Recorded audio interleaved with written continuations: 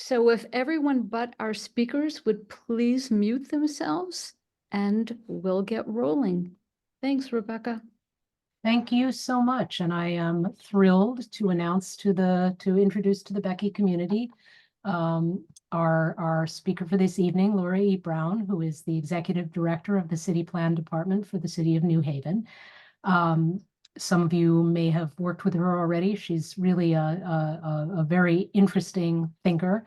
Had about 20 years experience in urban systems planning in both urban and rural areas, and has worked in public health, land use, economic development, transportation, bike trails, green spaces, social and economic justice. She's really done a lot. And when one of the things that I really appreciate, Laura especially is interested in increasing connections across communities, and when she talks in her bio about how her work with different diverse communities, she talks about seeking active co-conspiratorship, which I love.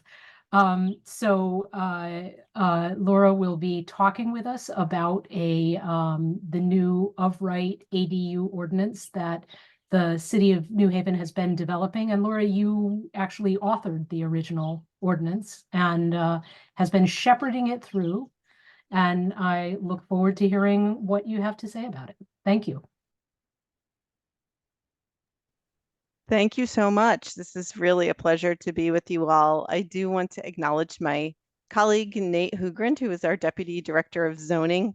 And as the deputy, Nate takes a lot of the hard questions at the office when people are interested in moving forward with, a building or an addition or some crazy idea that you want to build on your property. Nate is your go-to guy. So I'm really glad to have Nate here with me tonight to answer some questions and provide some of the presentation.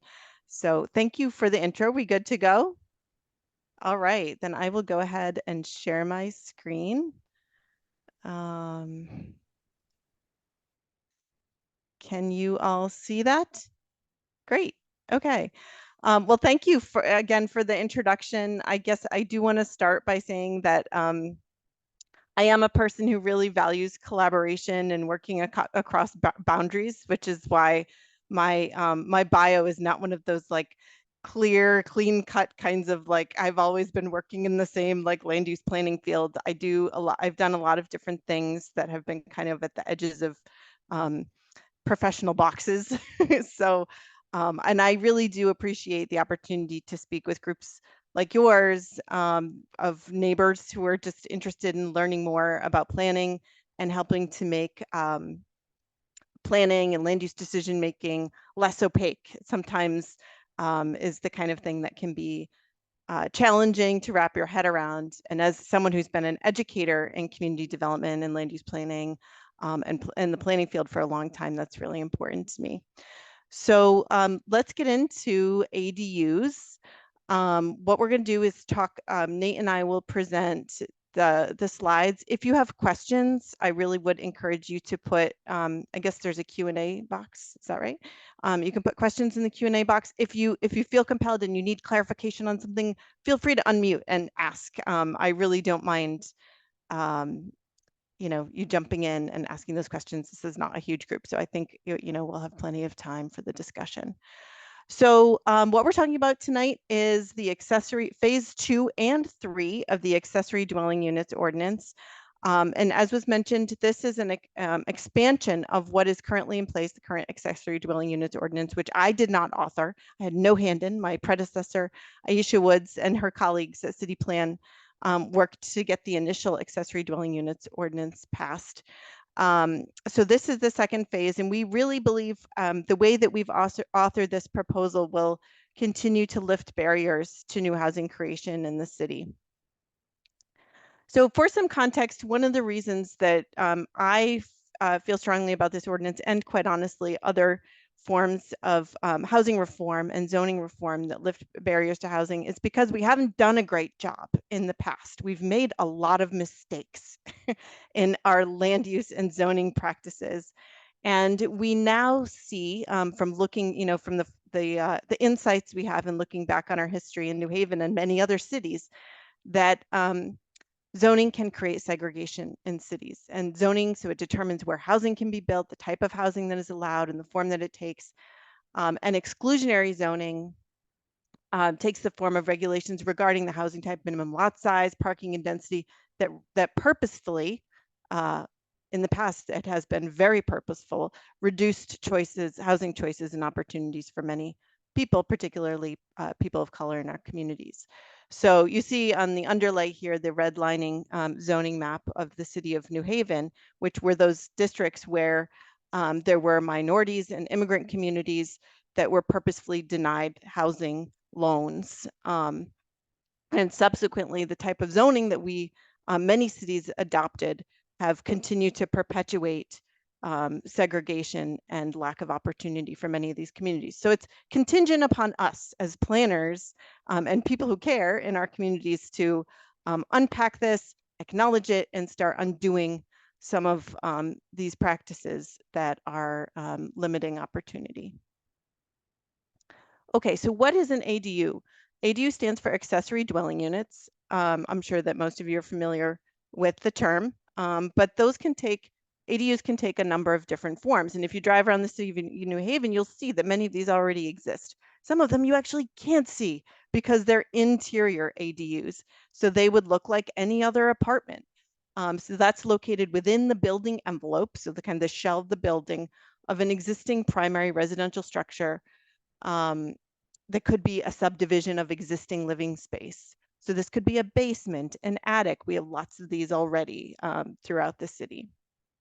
An attached ADU is located within an addition to an existing primary residential structure with a separate entrance. And I can think of some of these that are right here in my neighborhood too. I live in Westville. A detached ADU is located in an accessory structure detached from the primary residential structure. So this could be something like converting a garage, or it could be building a new, it's essentially a single family home, but a new home on a property that's a smaller structure than the primary home. These are some examples of what ADUs can look like. And as you see, as you're looking at these, you might think, oh, that looks like something. These are actually not in New Haven. These are from Massachusetts, but something like this could be here in our city.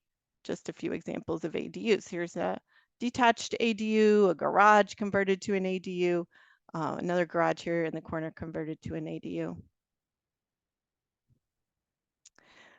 So there are lots of potential impacts of ADUs, and we'll talk a little bit more about the ordinance in just a minute, but just bigger picture, the American Association of Retired Persons, AARP, has done a lot of work on the benefits of ADUs, and that is because as our demographics are changing as a country, we're realizing that our housing needs are changing too, and many, as people are aging, many of those people don't want to live in 4-bedroom suburban homes anymore. They want smaller spaces that are easier to care for, that don't have huge yards.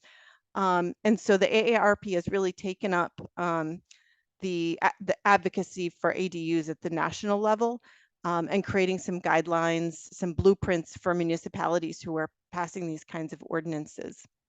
And there are many communities, particularly on the West Coast, who've really championed the advocacy for ADUs. So these are potential impacts of ADUs. We've delved really deeply into the research on this. So if you want to look at some more data with regard to ADUs, we have a memo that I'm happy to share with you all. But they can increase affordable housing choices for residents of various income levels. Just creating more opportunity more housing opportunity does this.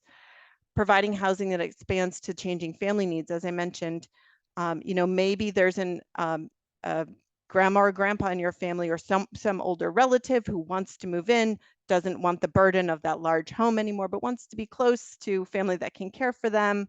So it creates a lot of opportunities for extended family members to be close by, or perhaps a college, it could be younger family members too that want to stay nearby their parents. It's also important, and we had a lot of really welcome advocacy from our Office of Disability Services with regard to this ordinance to provide accessible housing for persons with disabilities, because they can be more accessible housing opportunities. We actually have also proposed in this ordinance that all the first floor units that are built as of right ADUs include type B accessibility for so that can be fitted out with accessible features for people with disabilities. I think ADUs are a really fantastic option for New Haven's housing crisis, and we are in a housing crisis. But we also have this amazing historic fabric in our city of buildings that we want to keep. We don't want to destroy them and build huge multi-family, huge multi-unit buildings, right? We want to keep a lot of these existing homes that we have, but we also have a lot of underutilized garages and carriage houses and basements and attics that could be serving as to increase density in a way that doesn't disrupt the character and the historic fabric of our neighborhoods. So I do think this is a really great, efficient use of our housing stock, our existing infrastructure. I want to see these garages and carriage houses converted to housing and not just deteriorate from lack of use, because they're, people have to pay taxes on these things. So this is these are potential impacts. What I do want to say is that ADUs are not the solution to our housing crisis. It is one piece of a bigger puzzle. And we'll talk a little bit later about how this fits into some other strategies that the city is pursuing. So with that, I'm going to turn it over to Nate to talk about the details of what's currently allowed and then what we've proposed in the ordinance. Thank you, Laura. As Laura mentioned, my name is Nate Hugran. I'm the Deputy Director of Zoning. I've been with the city for about 7 years now, but I've been in the planning field on a regional municipal level since 2013. If we do end up presenting in front of this group again, I just wanted to say that I'd like a cooler intro next time. Hold you to it. But anyway, so when the current ADU ordinance was initially adopted in 2021, it was envisioned as the first phase of a multi-phase approach toward reducing barriers to the creation of ADUs. The first iteration of the ordinance was purposely made in a restrictive manner, because it's easier to slowly, open the floodgates than it is to scramble to close them. So, we intentionally made it restrictive with the intent of lessening those restrictions. So currently ADUs are restricted to parcels where either the ADU itself or the principal structure is occupied by the property owner, and it's only permitted within the envelope of existing buildings. So you can't build out or can't build up. It has to be within the existing envelope of the structure. Examples of ADUs that are currently as of right include converting a third floor attic space into a unit, fitting out a basement, or an existing, garage or carriage house. Additionally, parcels that have a lot area of less than 4,000 square feet are not eligible for ADUs, and that's regardless of whether all the other standards are being met. Next slide, Laura. Okay.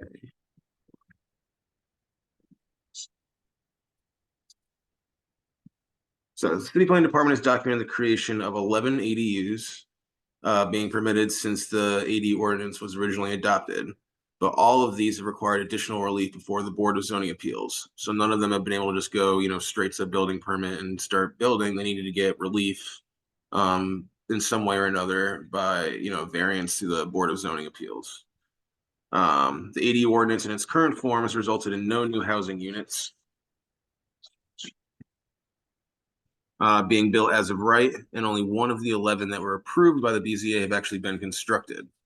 This is unfortunately consistent with the experience of other municipalities that have implemented ADU ordinances with similar restrictions, such as owner occupancy, design restrictions, regulatory processes. They've all been barriers, not just in New Haven, but in other municipalities in terms of creating housing through ADUs.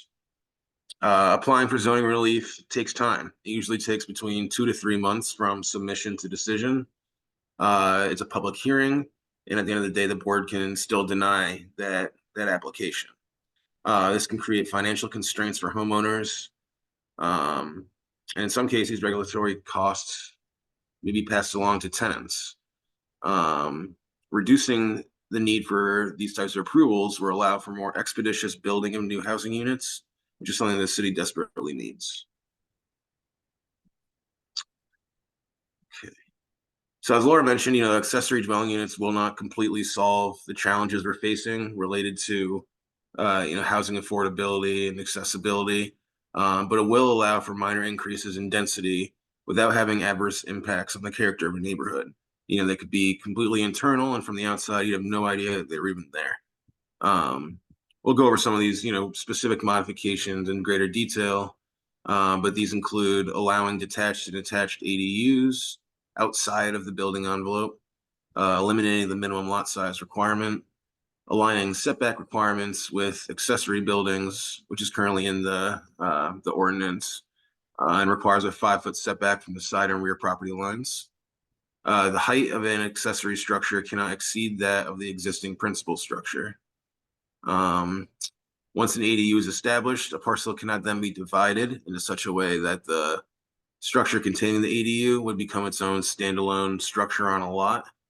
I describe that as like the Russian doll effect, so you don't have a situation. It's a dramatic example, but you don't have a situation where someone has a garage on their property, they create an ADU, split their lot, and then sell it. And then the person in that garage then creates another ADU, and you know what I mean, and the cycle continues. So that's the reason for that amendment.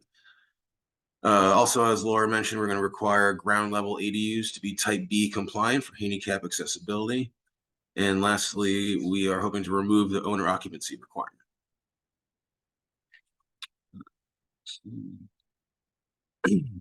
Okay, so currently ADUs are only permitted within the envelope of an existing structure. Like I said, that means that you can't build out or up. You have to create the ADU within the existing structure. So for example, if a property doesn't have a garage, to convert to an ADU, then they're just kind of out of luck. The same thing with, if they don't have a basement or an attic space that they're able to convert. It's only for within the existing conditions of the structure as it stands today. We're seeking to remove this restriction by allowing ADUs to be located within additions made to the existing principal structure, additions to existing accessory structures, and then allowing for accessory structures to be newly constructed, provided that the other bulk and dimensional requirements are satisfied. There currently is no parking requirement as it stands today, and that's to remain. But again, the owner occupancy and minimum lot size requirements would be removed.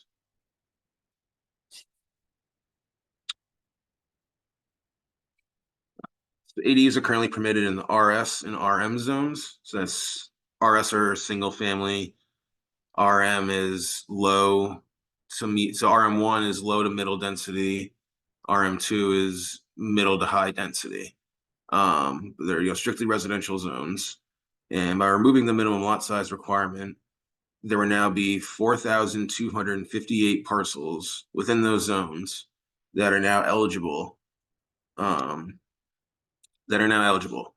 This includes 449 in the RS and 3,809 in the RM. So the vast majority of the affected properties are located in zones where multifamily housing is already permitted.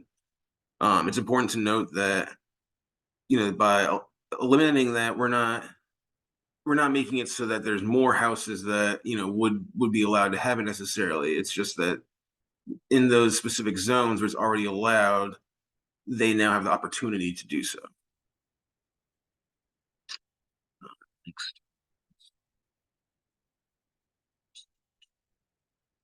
Okay, so proposed modifications also include dimensional standards for ADU, such as the setback requirements, which requires a structure to be no less than 5 feet from the rear and side property lines and cannot be located in the front yard, which is almost identical to the existing standards for an accessory structure as it stands now. The existing building coverage requirement would also still apply, meaning that the footprint, the combined footprint of all structures on the property. So looking at this picture, if you were to draw a line, around each of those structures, it cannot exceed 30% of the lot as far as coverage goes. The maximum height of a detached ADU cannot exceed that of the existing principal structure. And the distance between a principal structure and accessory structure would be a minimum of half of the average building height of the taller of two buildings.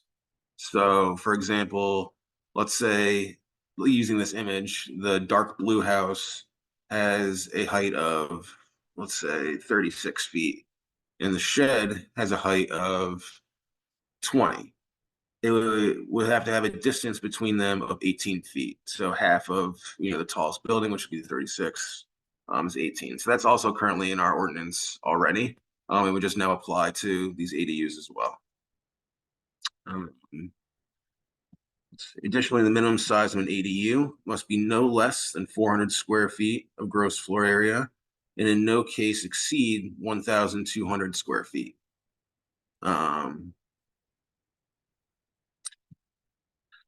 So since the city of New Haven does not have subdivision regulations, and the proposal includes removing the owner occupancy requirement, the regulation that a parcel cannot be divided in such a way that the ADU would become a standalone structure was created. We wanted to ensure that absentee or mega landlords, wouldn't abuse this ordinance by chopping up and overutilizing parcels, building to densities exceeding the overall intent of the ordinance. Which is a major concern, not only at the Board of Alders level, but on a public testimony standpoint. This way, an ADU will remain exactly that, accessory. Otherwise, you can see a possibility that a garage be converted to an ADU, lot split, making it a principal structure on a new lot, create another ADU, like I was saying, the Russian doll example.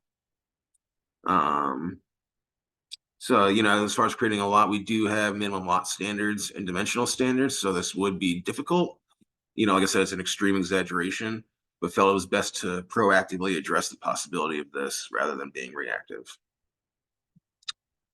So as by requiring that all ADUs established at ground level, either by new construction or conversion, comply with Type B accessibility requirements of the state building code, we hope to help accommodate the needs of an underrepresented demographic. 26% of the population of Connecticut has a disability, but often find that housing does not meet their needs. So Type B units are not fully ADA units, but rather they provide structural details to improve the ability of making an ADA unit, such as having wider doorways, lower counter heights, proper toilet clearances, shower valve location, things like that. In the long run, it's actually cheaper and less time consuming to do it this way, as opposed to, retrofitting a structure to accommodate a, handicapped tenant after it's already built.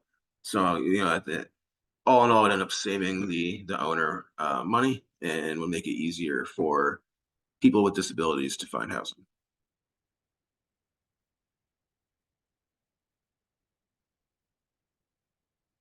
Laura, I think this one was you. Yes, sorry, can you hear me? I had to unmute. Okay, great. So, I think what has become the biggest hurdle to getting this ordinance across the finish line has been the owner occupancy requirement. And I do want to back up and just note that the ordinance as is written was submitted to the Board of Alders in December. It has been heard by the City Plan Commission, or reviewed by the City Plan Commission as a referral, and then it went to the Board of Alders Legislation Committee, where it was heard twice. And the owner occupancy requirement has really been a major point of discussion. We've found through our research that the owner occupancy requirement, and honestly through the experience that Nate described in terms of how many ADUs have actually been built with our current ordinance, that this is a real hindrance. It's predictable. This is what other communities have found as well. and that lifting an owner occupancy requirement can create more opportunities for building ADUs.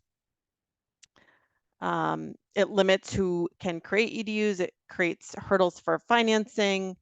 And one important point here is that the status of a house's occupant as a property owner rather than a tenant is no guarantee that that person will be a law-abiding and considerate neighbor, right? Like you could be an owner occupant and still not maintain your home or ADU.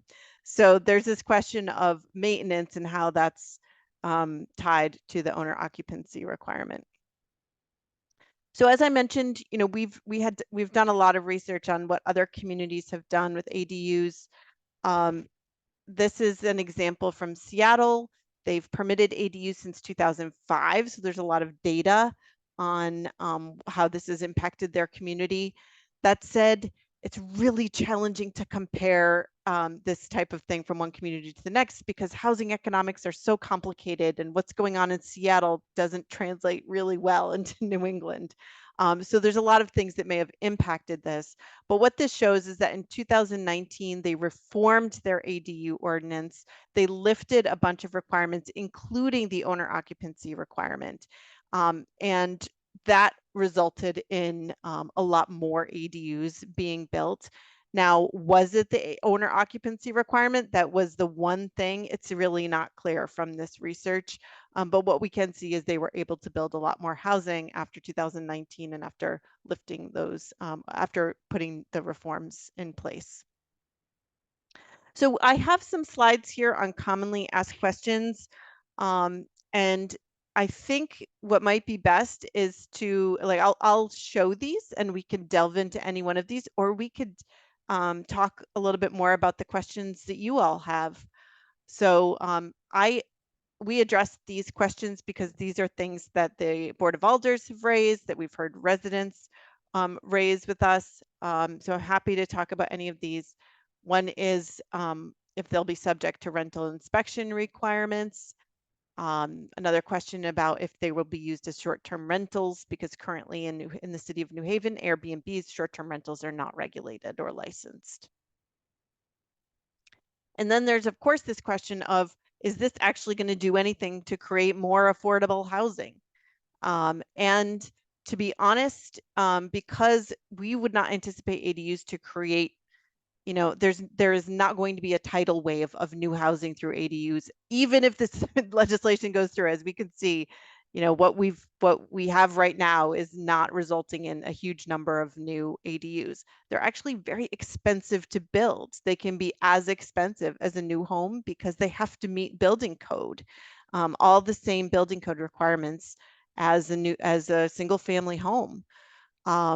So they're still quite restrictive, and in the kinds of parcels that we have in the city of New Haven, where that are unusual, that require special treatment, we have unusual building, you know, historic building materials, they can still be very expensive.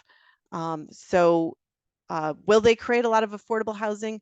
We think by lifting barriers to housing creation, we're creating more housing, we're freeing up some other housing for other people to live in. So just increasing the supply is helpful. But there are some elements of ADUs that make them more naturally affordable, being smaller, they're more sustainable, utilities are going to be less than a large home. So there's some elements of affordability.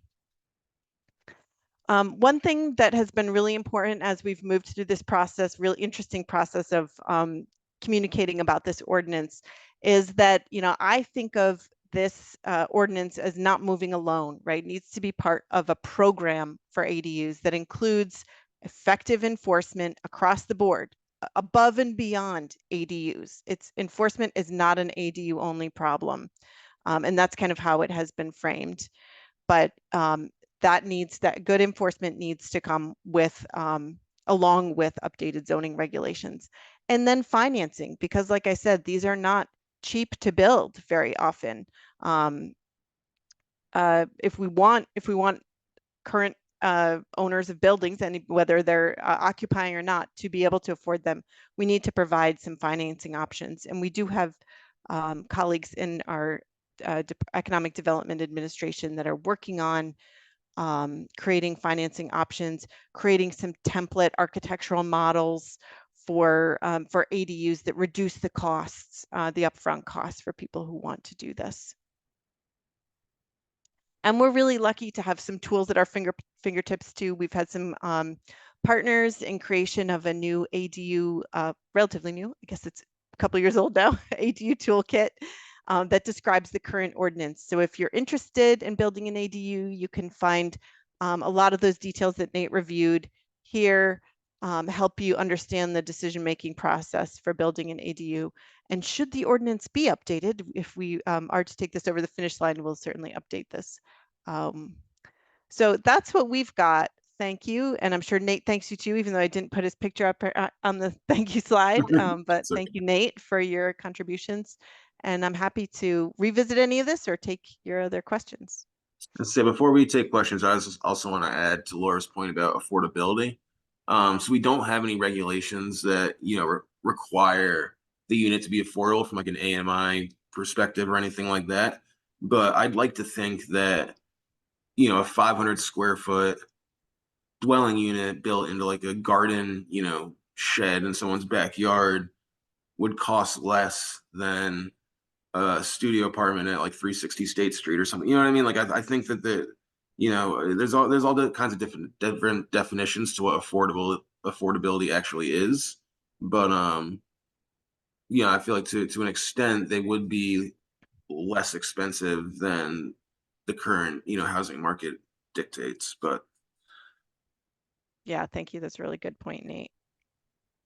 No, that makes a lot of sense. Laura, do you want to stop sharing just so we can maybe see each other? And Yes. thank you very much for that. And Nate, I'm sorry I didn't properly introduce you at the beginning. And I did the other thing that I was realizing I didn't say. I mean, I actually I'm part of the Becky Green team. I was particularly happy to invite you for this because of my own experiences with this as both a landlord and a realtor.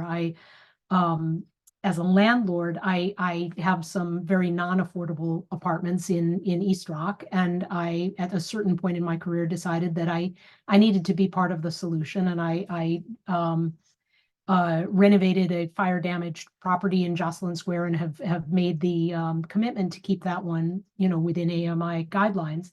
And as the housing crisis has deepened, I've just had a real personal view into that because I've kept my 2-bedroom apartments there at $1,200 a month, which is within the affordability guidelines. It still doesn't sound so cheap to me because I remember when apartments were a lot less than that.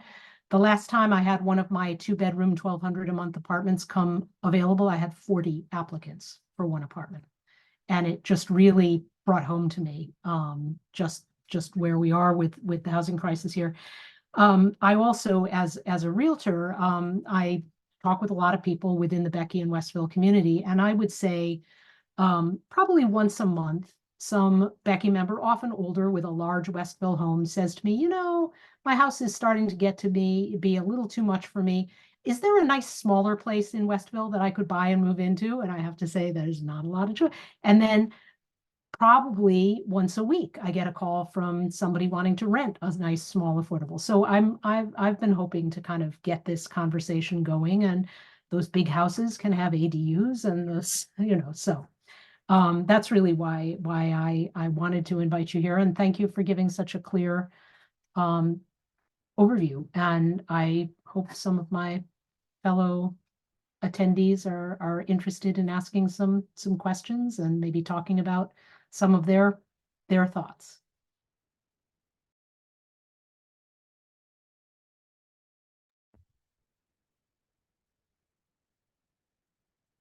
Hi, Laura. There's Hi. a question for you in the chat. Oh, let's take a look.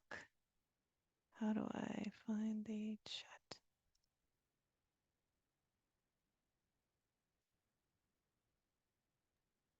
Don't know if I can see. I am not I don't seeing see the anything in the question, chat. Ina. Can you, if you can see it, would you mind reading it for us? Oh, I Will just found it. Oh, okay.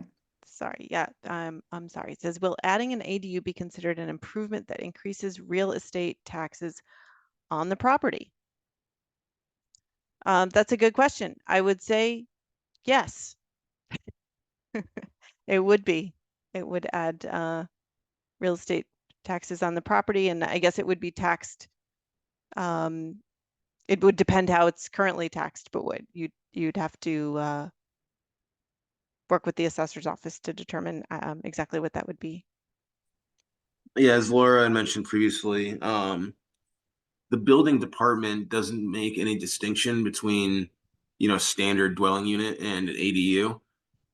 So the assessor, or probably wouldn't either. It's just, a difference from a zoning perspective. So yeah, to add to Laura's point, I would say yes.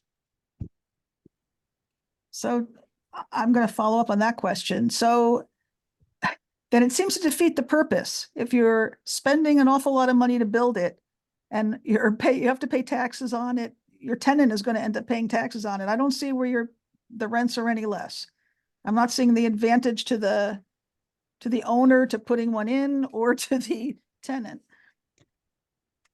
Well, right. The affordability question is one that's, I mean, that's for someone to determine in terms of like how much is it going to cost to create it, and every situation is going to be unique on a property, right? Like if you have to run an electric out to a garage, the costs are going to be greater. I think the advantage more than anything is the creation of housing overall. So, that's for every property owner to determine, from their own business perspective, if the rents that they want to charge are going to be enough to cover the costs of doing the project. And that's where I do think the advantages of ADUs are somewhat in the realm of, family members who want to keep a family member close. There are situations in which it makes a lot of sense for someone to take that extra step or make the extra effort to do that, because otherwise there wouldn't be housing options available. But overall, creating more housing supply is freeing up units of housing that would be otherwise occupied, the existing housing that would be otherwise occupied. So it's the bigger picture. It's kind of the economic view of the housing supply that where we see the advantage.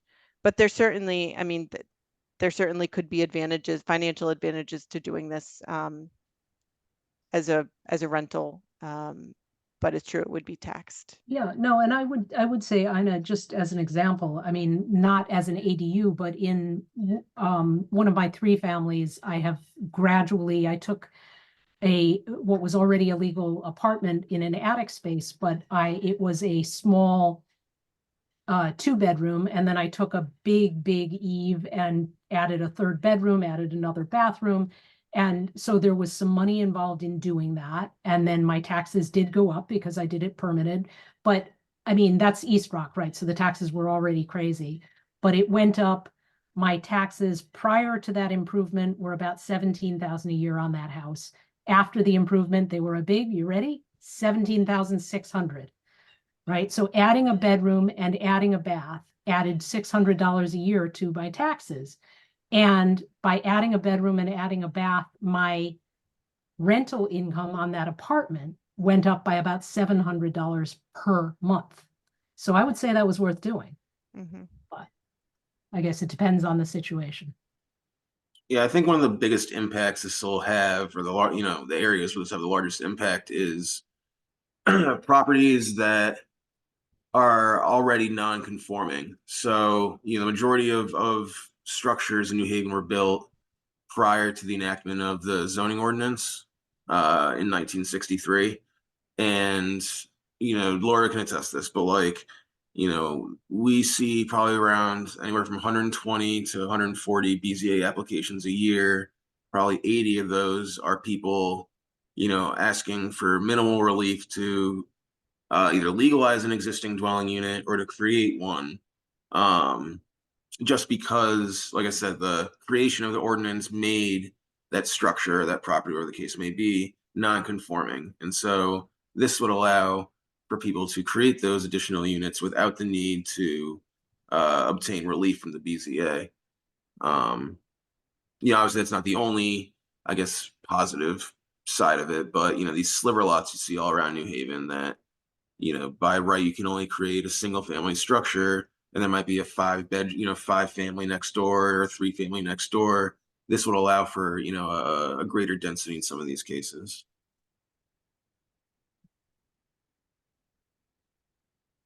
Also, Jim's putting stuff in the comments too. Good. I'll note while we wait for Jim's chat that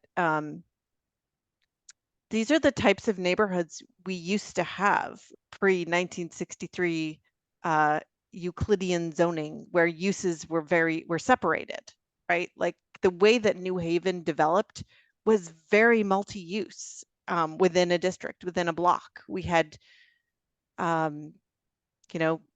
stores that sold convenience goods and a hat shop and housing and a bakery all on the same block, and all sorts of different types of housing. And so when we zoned such that those uses were separated, we lost this really like diverse, rich mix of different types of housing on a block. So anyway, what I wanted to say is that there's not a lot of history of that for the city of New Haven. So if we have any historians here, I would love to eventually dig into that. What do we have in the chat here? So Jim asked, what are some potential negative consequences, such as reduction in off-street parking, this proposal, and how to mitigate them? Well, with respect to the off-street parking, there already is no off-street parking requirement for ADUs, so that would just continue to remain.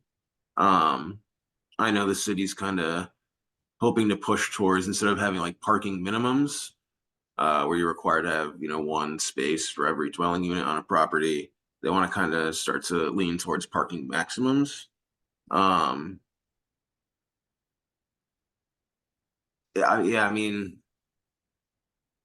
I honestly don't think that the addition of, one ADU will have, a vastly negative or adverse impact on, on-street parking or traffic conditions. Like Laura said, these aren't, these can get expensive. They're not, just going to pop up, 20 at a time in one block. It's going to be, we've had 11 in what, 3 years, and only one actually got built. So, I understand, the potential, the worrying about it, but I don't think that it'll create any sort of adverse impact from a parking perspective. I don't know. I'm trying Parking to think is, what other. do you mind if I jump in, Yeah, Nate? go ahead. So parking's a big issue. It comes up at every city planning commission, every board of zoning appeals meeting. Every time we propose new legislation, we have to talk about parking. And the parking we're talking about here is not 200 space, a 200 space surface parking lot. It's, 1 to 2 potentially vehicles. But quite honestly, and this point was made at our last BZA meeting, like we have this mindset that everyone deserves a space for their vehicle, right? Like that we all deserve to have a spot that's really close to our door. And I think, we can learn some lessons from other cities too, where people live in high density areas and walk a little bit to their door. But also we really need to be promoting alternative forms of transportation and supporting our bus routes and our electric vehicles that are not cars to get around, such that we don't need as many cars. So parking continues to be an issue. We have to address it.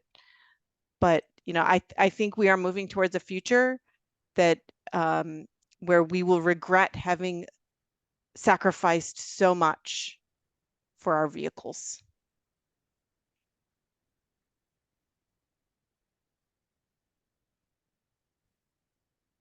There's some more chat here. Are there resources to support landlords considering adding an ADU, help with design? Yeah, so that's a great question. That is what Jim, I don't know if you heard this piece, but there's some colleagues of ours in the Economic Development Administration, actually a colleague named Malachi Bridges, who's working on an ADU financing program. And also, I just talked with them this afternoon, working on some templates for design that will reduce the cost for landlords that are interested in doing this. There's nothing we can announce right now. There's no program in place, but I know they're looking at some potential loans, other financing models to do it. Man, I think Jeff and LCI is also doing that as well. Great. Yep. Yeah, I think he's working with Malachi. I believe that this week an ADU is being built near me on Roger Road. I think we did have our first as of right ADU, Nate. Is that true? Oh, I thought she was referring to 35 Roger Road, which got BZA approval Oh, okay, maybe so. last Yeah, year. 35 Roger Road. Yep. Yeah. But it there is an as of right ADU that I know our zoning staff have been Yeah. working There on. is one that's currently, in the permit process. I can't remember the address, but yes, you are right. There is currently one in the pipeline that's as of right. So we'll have two, maybe three. Yep. Other questions? So I actually have a question.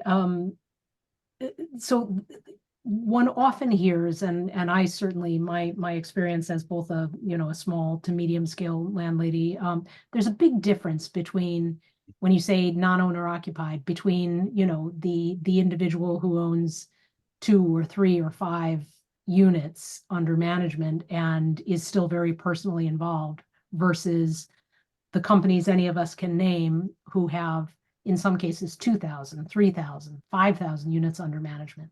The behaviors are different. The quality is different. I don't know, is there any, I don't know legally how it works. Is it possible to say it's of right for non-owner occupied, but only if you have a maximum of X units? Is that something that could happen? I think that might have been brought up previously. And corporate counsel told us that that's not something that we could restrict. I think the conversation at that point was about what types of entities could be eligible. But I mean, exploring that possibility of number of units. I mean, it sort That could of be something ties we could into a look at. lot of things, right? The whole enforcement, with my realtor hat on, I mean, Ocean is shedding a lot of properties right now, right? I've had a lot of people looking at, and I've got one that we're buying right now. It just would make you cry to see the things that are happening inside these properties. And that just would not happen if but again, when you talk about, I mean, some of it is as simple as, right, if somebody has wrapper Section 8 tenants and they're being inspected regularly by wrapper Section 8, they don't necessarily also get inspected by LCI under certain. And my experience is the LCI inspectors, who are city employees, are pretty crackerjack. I mean, I've had my disagreements with this one or that one, but everything by and large has been above board and fair. And I don't want to, monopolize too much time, but the stories I've had when I had wrap tenants and the inspector would come in and say, you want to be my friend? I'll call you out if you're my friend. It just, and that stuff goes on every day of every week. And then, that's part of why these mega landlords get away with stuff. So anyway, I don't know if that kind of per number of units, maximum number of units, can be used as a guideline. Anyway. Yeah, it's an interesting idea. It's one thing that has been kind of a black box for us is understanding if this would even be appealing to that kind of company. I don't know their business model terribly well or what they're hoping to do. It was hard for me to imagine that the kind of investment it would take to create an ADU would be something that a mega landlord would be very interested in. when they could get something, you know, a lot more units by demolishing a building and building, you know, building a 200 unit apartment building. Except you may be underestimating their ability to do things on the super cheap, right? I mean, you know, I've talked with insulators who've said, you know, when they were gutting something and the wall was open and the, you know, Energized Connecticut insulation would cover, you know, $1.71 per square foot of the insulating, and the insulation cost $1.75 a square foot. So it was 3 cents literally per square foot extra to insulate the house versus leaving the wind. Then this particular mega landlord, tenants pay the bills. I don't need to spend 3 cents a square foot. I mean, when these mega landlords will just do things in the cheapest possible way. Mhm. So, you know, yeah. Yeah, I think one of the reasons why, 'cause I do kind of remember this being discussed, and like one of the reasons why we went away from it was, one, it'd be extremely hard to enforce that, you know, that procedure, because like let's say, you know, they have like different LLCs or, you know, different companies that kind of umbrella, or, you know, I can't remember the, you know, think of the exact term for it, but like, you know, it'd be difficult to enforce. And then, you know, I'm not disagreeing with what you're saying. You know, I've seen firsthand, like someone that owns like 1 or 2 buildings takes pride in those and they take better care of it, you know what I mean, as opposed to someone that owns like 50 buildings. But I think that almost be like discrimination on, you know, like a socioeconomic scale. To, you know what I mean? Like I think that could get us in to some hot water. But I do see what you're saying. But we are absolutely happy to talk with anyone, including if you would like to follow up, Rebecca, with some ideas or you know, additional thoughts about how to move this forward. Yeah, I think we spent more time talking about the owner occupancy requirement, you know, like combined than we have like the entire submission, to be honest. But it is a good conversation. Yeah, really good.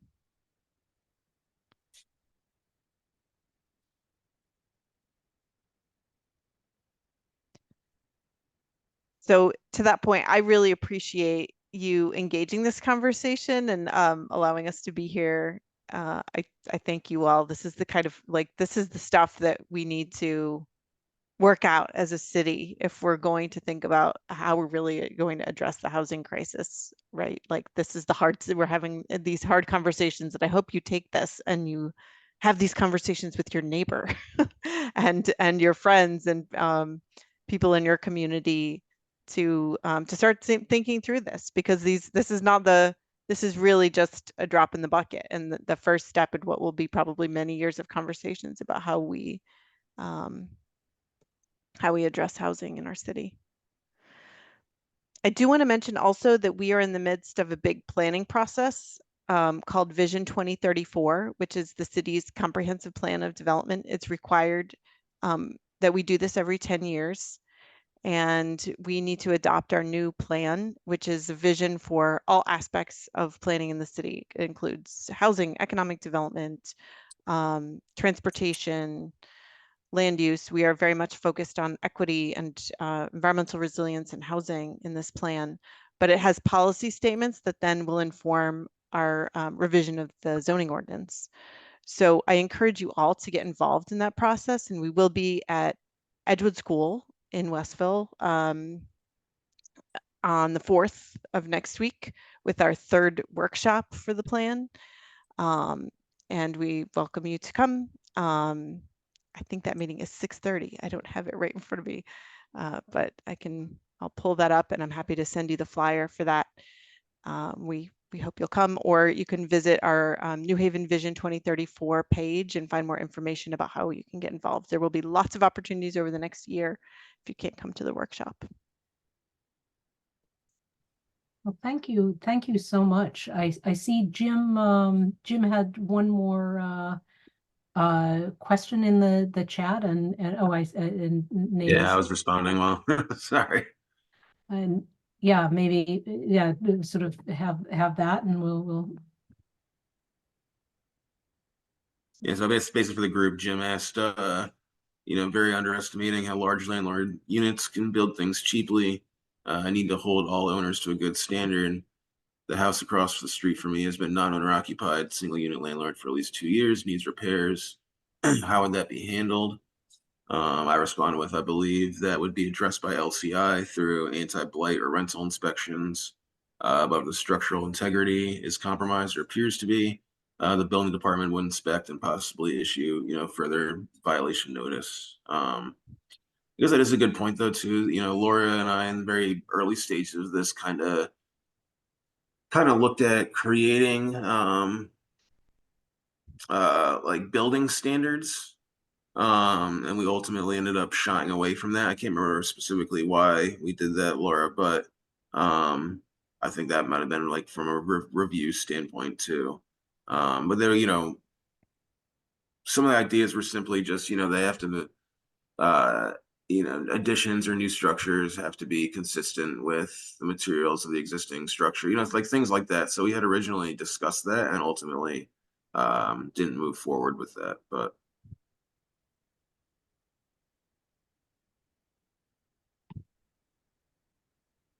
Well, thank you again. I guess we're coming up on our announced time. If anyone has any final comments or questions. But otherwise, I do really appreciate both of you coming out. We'll have this as a resource on the website and be able to refer people to it, and including those people who ask me, what can I do about my big house, or I can refer them to the talk and then send them your way, Nate. Maybe you can help them understand that how the basement or the garage or a corner of the attic or whatever could absolutely. help improve the property. Well, thank you. Any last comments, questions? from anyone? Rebecca, I did put the Vision 2034 workshop information in the chat. So it is at 5:30 on June 4th. So hope you can join us. Thank you. Well, thank you so much. Thank you for coming. Thank you everyone for attending, and really great to see you all. I appreciate it. Thank you. Thank you. Good night. Good night. Thank you. Yeah, no, well,